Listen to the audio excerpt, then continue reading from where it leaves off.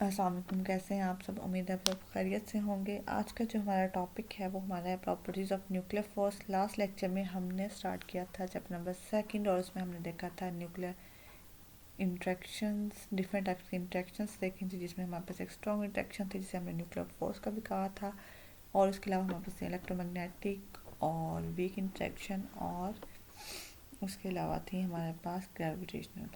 अब आज हम डिस्कस करें जो हमने स्ट्रॉन्ग इंट्रैक्शन को डिस्कस किया था उसी को हम फर्दर लेकर चल रहे हैं, क्योंकि हम न्यूक्लियर फिजिक्स में डिस्कस करते हैं न्यूक्लियस के बारे में, और न्यूक्लियस में जो न्यूक्लियॉन्स हैं वो एग्जिस्ट करते हैं due to strong interaction, nuclear force की वजह से वो एग्जिस्ट करते हैं। तो हम उसी को प्रॉपर्टीज आज डिस्कस करने जा रहे हैं कि हमारे पास न्यूक्लियर फोर्स की क्या क्या प्रॉपर्टीज़ होती हैं। वो फोर्स जो न्यूक्लियॉन्स को बाइंड करती है, प्रोटॉन न्यूट्रॉन को बाइंड करती है या न्यूक्लियस की एक शेप को मेंटेन करती है, उस फोर्स की क्या क्या प्रॉपर्टीज़ है। सबसे पहले हमारे पास जो प्रॉपर्टी है वो हमारे पास ये है कि न्यूक्लियर फोर्स हाईली अट्रैक्टिव होती है, शॉर्ट रेंज होती है। शॉर्ट रेंज कितनी होती है? लेस देन और इक्वल टू 2 फर्मी, 2 फेम्टोमीटर हमारे पास इससे कम होती है, ठीक है। एंड सेचुरेट का क्या मतलब होता है, ठीक है।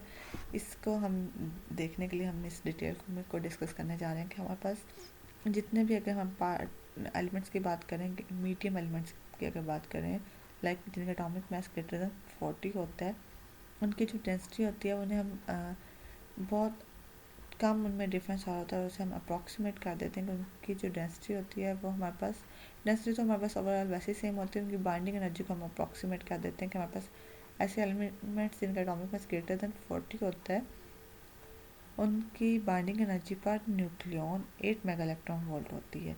और अगर हम न्यूक्लियर रेडियस को डिफाइन करते हैं, हमने फर्स्ट चैप्टर में देखा था, वो हमारे पास क्या होता है, R is equal to R naught एक 1/3। और इसमें आर नॉट हमारे पास क्या होता है, ये कांस्टेंट था 1.2 फेम्टोमीटर, 1.2 फर्मी भी हम इसे कहते हैं 10⁻15 मीटर। और हमारे पास जो बाइंडिंग एनर्जी हम बी ई से रिप्रेजेंट करते हैं, ठीक है। अब हम कहते हैं कि हम हर पार्टिकल, अगर लाइक हमारे पास 7 नाइट्रोजन की बात करें, उसमें हमारे पास 14 न्यूक्लियॉन्स हैं और हर न्यूक्लियॉन दूसरे न्यूक्लियॉन के साथ इंटरेक्ट कर रहा है। मतलब अगर हम 14 की बात करें और 14th न्यूक्लियॉन पे हम इंट्रैक्शन चेक करना चाहें, तो वो हमारे पास क्या होगा, 13 न्यूक्लियॉन का इंट्रैक्शन उस पर होगा। लाइक हमारे पास क्या होगा, A × A-1, एक जिस पे इंटरेक्ट हो रहा है उसका माइनस बाकी उस पर क्या, वो हम कहते हैं अप्रॉक्सीमेटली स्केयर के इक्वल होता है, ठीक है। और अगर हम इस बाइंडिंग एनर्जी की वैल्यू को कैलकुलेट करें, जो हमारे पास एक्सपेरिमेंटल वैल्यू उसके साथ कंपेयर करें, तो हमारे पास उसमें डिफरेंस आता है। और ऐसा क्यों होता है? ऐसा ये इसलिए होता है कि हम पास जो न्यूक्लियॉन्स हैं, इससे हम ये सजेस्ट करते हैं कि हमारे पास न्यूक्लियॉन्स क्या होते हैं, वो हर न्यूक्लियॉन दूसरे न्यूक्लियॉन के साथ इंटरेक्ट नहीं कर रहा होता, बल्कि वो एक लिमिटेड रेंज में इंटरेक्ट कर रहा होता है। उससे हम कहते हैं वो हमारे पास न्यूक्लियर फोर्स क्या होती है, सेचुरेट होती है और शॉर्ट रेंज होती है। लाइक अगर हम हमारे पास एक न्यूक्लियस है, उसमें हमारे पास large number of protons and neutron exist कर रहे हैं, तो उस केस में जो न्यूट्रॉन होगा वो अपने नेबरिंग न्यूट्रॉन के साथ इंटरेक्ट करेगा, लेकिन नेक्स्ट नेबर्स के साथ इंटरेक्ट नहीं करेगा। जैसे कि हम कहते हैं कि हमारे पास जो रेंज होती है, अगर हम देखें तो हमारे पास अबाउट 0.8 फेम्टोमीटर टू 2 फेम्टोमीटर न्यूक्लियर फोर्स या स्ट्रॉन्ग इंट्रैक्शन फोर्स हमारे पास एग्जिस्ट करती है। और उससे पहले 0.8 फेम्टोमीटर से पहले भी रिपल्सिव फोर्स होती है, और उसके बाद भी हमारे पास क्या होती है, repulsive force, column repulsive force उनके दरमियान एग्जिस्ट करती है। तो ये जो ये वाला एरिया होता है ना, उसके दरमियान हमारे पास स्ट्रॉन्ग इंट्रैक्शन फोर्स एग्जिस्ट करती है। तो हमारे पास हम न्यूक्लियर फोर्स की जो प्रॉपर्टी क्या है, एक तो वो हमारे पास अट्रैक्शन फोर्स है, सेकंड शॉर्ट रेंज है, वो एक स्पेसिफाइड डिस्टेंस में एग्जिस्ट करती है, थर्ड वो सेचुरेट है। सेचुरेट का मतलब ये है कि वो अपने फर्स्ट नेबर्स के साथ इंटरेक्ट करती है, नेक्स्ट इंटरेक्ट नहीं करती, ठीक है। लाइक हमारे पास यहाँ पे एक न्यूट्रॉन है, यहाँ पे प्रोटॉन है, यहाँ पे न्यूट्रॉन है और फिर एक प्रोटॉन है, तो वो इस न्यूट्रॉन के साथ इंटरेक्ट करेगी, लेकिन प्रोटॉन नेक्स्ट प्रोटॉन के साथ इंटरेक्ट नहीं करेगी। वो सिर्फ अपने जो इर्द गिर्द वाले जो फर्स्ट नेबर्स है जिनको वो सराउंड करे, सिर्फ उनके साथ इंटरेक्ट करेगी। उस सराउंडिंग, उन बाउंड्री वाल के नेक्स्ट जो न्यूक्लियॉन्स है वो उनके साथ इंटरेक्ट नहीं करेगी। इसे हम कहते हैं कि न्यूक्लियर फोर्स हमारे पास क्या है, सेचुरेट इस बिहेवियर को। नेक्स्ट हमारे पास है charge symmetry and charge independence. हमारे पास न्यूक्लियर फोर्स जो होती है वो चार्ज इंडिपेंडेंट होती है। लाइक अगर हम न्यूक्लियस में बात करें तो प्रोटॉन और न्यूट्रॉन होते हैं जिनको जिनके दरमियान न्यूक्लियर फोर्स हेल्प कर रही होती है। तो अगर हम दो न्यूट्रॉन या दो प्रोटॉन के दरमियान न्यूक्लियर फोर्स को कंपेयर करें तो वो हमारे पास सेम होती है। ऐसा नहीं है कि जैसे प्रोटॉन के दरमियान उनके पॉजिटिव चार्ज है और न्यूट्रॉन दोनों न्यूट्रल हैं, और न्यूट्रॉन प्रोटॉन में क्या एक पे पॉजिटिव चार्ज है और एक चार्ज लेस है। तो उन तीनों पेयर्स के दरमियान हमारे पास क्या होती है, फोर्स बिल्कुल सेम होती है। तो इसलिए हम कहते हैं हमारे पास न्यूक्लियर फोर्स क्या है, वो चार्ज इंडिपेंडेंट है। और चार्ज सिमेट्री से हमारे पास ये है कि हमारे पास न्यूक्लियस के अंदर चार्ज इक्वली डिवाइड होता है। ऐसा नहीं होता कि किसी एक पोर्शन में ज़्यादा चार्ज हो और दूसरे पोर्शन में कम चार्ज हो। तो हमारे पास चार्ज में इक्वली चार्ज डिवाइड होता है न्यूक्लियस में ओवरऑल। नेक्स्ट हमारे पास एक्सचेंज फोर्सेस है। हमारे पास different types of exchange forces exist करती हैं। Quantum mechanics where two interacting particles can exist in a state in which some same common properties can be shared. इसमें हमारे पास क्या आती हैं, विग्नर एक्सचेंज फोर्सेस आती हैं, हेजनबर्ग एक्सचेंज फोर्सेस आती हैं और मैजोना। अब जब दो न्यूक्लियस आपस में इंटरेक्ट कर रहे हैं तो उनके इंटरेक्शन से जो पार्टिकल्स इंटरेक्ट करें तो कैसा रिजल्ट होता है, कैसा बिहेवियर होता है।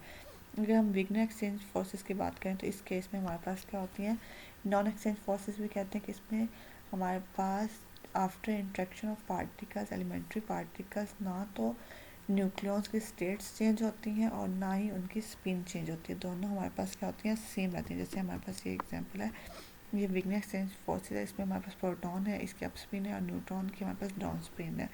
फर्स्ट प्लेस पे प्रोटॉन है, सेकंड प्लेस पे न्यूट्रॉन है। और आफ्टर एक्सचेंज ऑफ पार्टिकल्स हमारे पास प्रोटॉन क्या है, वो भी हमारे पास फर्स्ट प्लेस पे है और अप स्पिन के साथ है, और न्यूट्रॉन हमारे पास सेकंड प्लेस पे और डाउन स्पिन के साथ है। ठीक है, उसके बाद नेक्स्ट हमारे पास है हेजनबर्ग एक्सचेंज फोर्स। जब न्यूक्लियॉन्स के दरमियान हेजनबर्ग एक्सचेंज फोर्स एग्जिस्ट करती है तो उस केस में उनकी क्या होती है, पोजीशंस चेंज होती हैं, और उसके अलावा हमारे पास क्या होती हैं,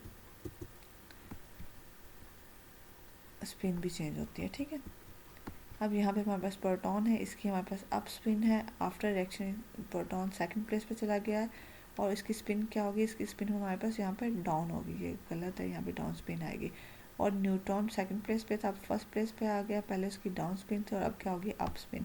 तो हेजनबर्ग एक्सचेंज फोर्सेस के दौरान जब न्यूक्लियस के दरमियान हेजनबर्ग एक्सचेंज फोर्सेस एग्जिस्ट करती हैं तो उनकी पोजीशन के साथ साथ उनकी स्पिन भी चेंज होती है। और मैजोना एक्सचेंज फोर्सेस, इसमें हमारे पास क्या होता है, इसमें हमारे पास जस्ट पोजीशंस चेंज होती हैं, उनकी स्पिन चेंज नहीं होती। लाइक हमारे पास प्रोटॉन फर्स्ट प्लेस पे था, अब सेकंड प्लेस पे चला गया, स्पिन पहले भी अप थी और अब भी अप है। और न्यूट्रॉन सेकंड प्लेस पे था, फर्स्ट प्लेस पे चला गया, स्पिन उसकी पहले भी डाउन थी, अब भी डाउन है। तो इस केस में हमारे पास सिर्फ पोजीशंस, न्यूक्लियस की पोजीशंस चेंज होती हैं, स्पिन उनकी सेम रहती है। उसके बाद बार्टलेट फोर्सेस हैं, इस केस में हमारे पास क्या होती हैं, पोजीशन सेम रहती है, उनकी स्पिन चेंज होती है। लाइक यहाँ पे हमारे पास प्रोटॉन फर्स्ट प्लेस पे है, उसकी स्पिन क्या है, अप है। आफ्टर रिएक्शन उसकी स्पिन डाउन हो गई है, लेकिन पोजीशन सेम है, वही फर्स्ट प्लेस पे। और न्यूट्रॉन अब वो भी सेकंड प्लेस पे, और स्पिन हमारे पास क्या है, पहले उसकी डाउन थी और अब उसकी क्या हो जाएगी, उसकी अप हो जाएगी। यहाँ पे हमारे पास अप आएगी, मिस्टेक, अप स्पिन आएगी। तो विग्नर एक्सचेंज फोर्सेस में ना तो पोजीशन चेंज होती है और ना ही स्पिन चेंज होती है। हेजनबर्ग एक्सचेंज में पोजीशन भी चेंज होती है और स्पिन भी चेंज होती है। और मैजोना में पोजीशन चेंज होती है लेकिन स्पिन चेंज नहीं होती। और बार्टलेट में हमारे पास क्या होता है, पोजीशन हमारे पास सेम रहती है लेकिन स्पिन चेंज हो जाती है, ये हमारे पास इसमें आता है। उसके बाद नेक्स्ट हमारे पास है रिपल्सिव को, और ये इसको हम अभी डिस्कस कर चुके हैं कि हमारे पास लेस देन 0.4 फेमटोमीटर का डिस्टेंस जो होता है उस केस में हमारे पास न्यूक्लियर फोर्स प्रोमिनेंट नहीं होती, उस केस में हमारे पास रिपल्शन फोर्स प्रोमिनेंट होती है, और वो हमारे पास क्या होती है, स्ट्रॉन्ग रिपल्सिव होती है। और उसके बाद हमारे पास क्या होता है, जो डिस्टेंस होता है अबाउट 2 फेमटोमीटर, वहाँ पे भी हमारे पास क्या होती है, न्यूक्लियर फोर्स स्ट्रॉन्ग नहीं होती, कॉलम रिपल्शन फोर्स डोमिनेट होती है, तो वो भी हमारे पास एरिया का होता है, रिपल्सिव होता है। Under separation less than 0.4 femtometre the inter nuclear force between nucleus become strongly repulsive. Repulsive नहीं हो जाती, वहाँ पे हमारे पास वो प्रोमिनेंट नहीं होती, उस वहाँ पे हमारे पास कॉलम रिपल्शन फोर्स प्रोमिनेंट होती है। ठीक है, to compare the column and nuclear force, we find that at a separation of 1 femtometer, the nuclear force between two protons 30 to 40 times the strength of column.